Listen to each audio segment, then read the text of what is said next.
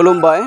दुलाराय राभा फरायसा आफादनि 18थि आरो दुलाराय राभा आइजो अनसायनि 11थि 2 बोसोरारि जथुम्माखौ उदालगुरि जिल्लानि सिङाव थानाय भेरगावनि जोहोलाव बावदा फोथाराव सानथामनि हाबाफारि लानानै खुंनो थाखाय साखाफारा जागासिनो दङ आरो बेनिनो दिनै सेथि हाबाफारि दरखं बेखेवनाय आरो नैथि हाबाफारियाव आलासि जिरायसालि बेखेवनाय। आं बे समावहाय केमेरामेन बिथांखौ दिन्थिनो थाखाय खावलायदों।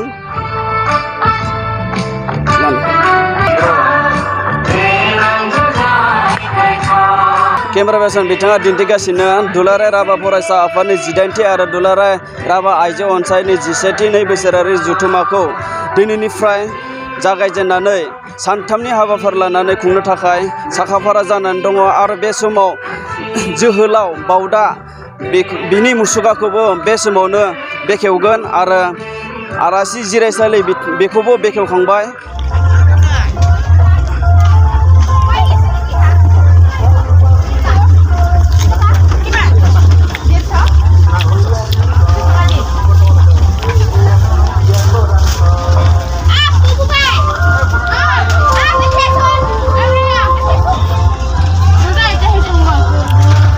बजारसालि बेखौबो बावैसो सिगां बेखेवनानै गालांबाय। बे समाव आं दा बेसेबां साखाफारा आरो बेसेबां थागथियारि जानानै दङ। दा मोनाबिलि समनिफ्रायनो राभा फरायसा आफादनि 18थि आरो राभा फरायसा आइजो अनसायनि 11थि 2 बोसोरारि जथुम्माया बावै समनि गेजेरावनो जागोन। आं बे समाव दिन्थिनो थाखाय खावलायदों। जोहोलाव बावदा बे मुसुखाखौ बावै समनि उनावनो बेखेवगोन। बेनि थाखाय बिथांमोना साखाफारा जागासिनो दङ आरो बिथांमोना बे दा बावैनो बेखेवनो थाखाय आखायाव लादों। आं बड'लेण्ड बुब्लिनिफ्राय अनसुला बसुमतारी, केमेरामेन राहुल बर'। गोजोन्थों।